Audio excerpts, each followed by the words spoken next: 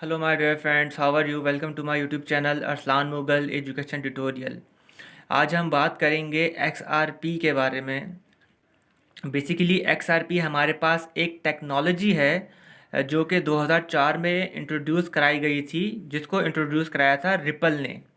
अगर हम इसको सही तरह से बोलें तो ये एक टेक्नोलॉजी है XRP रिपल की। ये हमारे पास जो है ये डिसेंट्रलाइज नहीं है, लेकिन इसको जो डेवलप करने का जो मौका था वो ये जो इसका जो फ़ायदा था डेवलप करने का वो ये था कि फ़ास्ट ट्रांजैक्शन सिस्टम को वजूद में लाया जाए।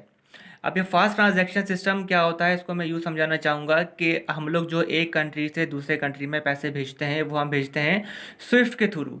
सबको पता है तमाम कंट्रीज़ में जो है वो स्विफ्ट इस्तेमाल होता है। तो रिपल ने ये कहा कि भाई हम जो है वो एक XRP को वजूद में लाना चाहते हैं। इसका फ़ायदा ये होगा कि अगर एक कस्टमर दूसरी कंट्री अपनी कंट्री से दूसरी कंट्री में पैसे भेज रहा है तो वो विद इन 3 सेकेंड कस्टमर को रिसीव हो जाएंगे पैसे।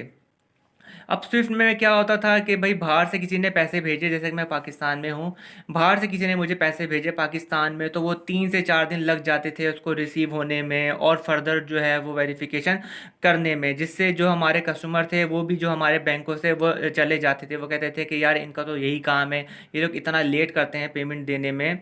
हालांकि उनको ये नहीं पता होता था कि वेरिफिकेशन नाम की भी कोई चीज़ होती है। तो भाई XRP ने कहा कि भाई हम जो है वो 3 सेकंड के अंदर अंदर कस्टमर को पेमेंट प्रोवाइड कर देंगे। और ये जो टेक्नोलॉजी है ये 2004 में इंट्रोड्यूस कराई गई थी।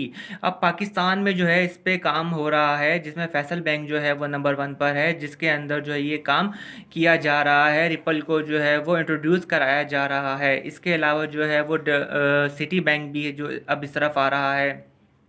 और इसके अलावा जितनी भी जो मनी ट्रांसफ़र जो कंपनीज़ हैं जो कि पैसे ट्रांसफ़र करती हैं, अब वो भी जो है स्विफ्ट से हटकर रिपल के ऊपर आ रही हैं। क्योंकि रिपल को अगर हम बोलें तो ये एक अमेज़ोन की तरह से है। जैसे कि अमेज़ोन आया, किसी को पता नहीं था कि अमेज़ोन जो है वो दुनिया की दूसरी बड़ी जो है वो कंपनी बन जाएगी। आईफोन के बाद जो सबसे बड़ी कंपनी है वो है हमारे पास अमेज़ोन। इसी तरह से मुझे लग रहा है कि फ्यूचर में जो है रिपल भी एक बहुत बड़ी कंपनी जो है एज अ वजूद में आएगी। और रिपल को देखा जाए तो ये एक बहुत अच्छा तरीका भी है कि आपको जो है आपके कस्टमर को जो है वो पैसे विद इन 3 सेकेंड्स के अंदर रिसीव हो जाते हैं और इसकी कोई इतनी ज़्यादा कॉस्ट भी नहीं है। और अगर हम लोग स्विफ्ट की बात करें तो स्विफ्ट के अंदर जो है वो 12 से 15% जो है वो कॉस्ट लगती है पैसे ट्रांसफ़र करने की।